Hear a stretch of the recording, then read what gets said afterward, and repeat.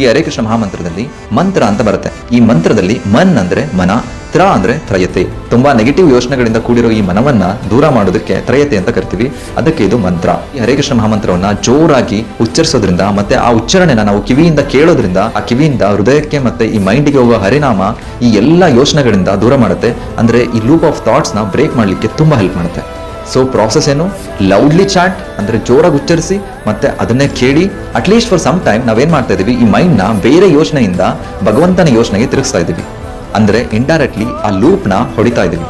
ಬನ್ನಿ ನನ್ನ ಜೊತೆನು 3 times ಹರೇ ಕೃಷ್ಣ ಮಹಾಮಂತ್ರನ ಹೇಳಿ ಪ್ರಾಕ್ಟೀಸ್ ಮಾಡ್ಕೊಳ್ಳಿ.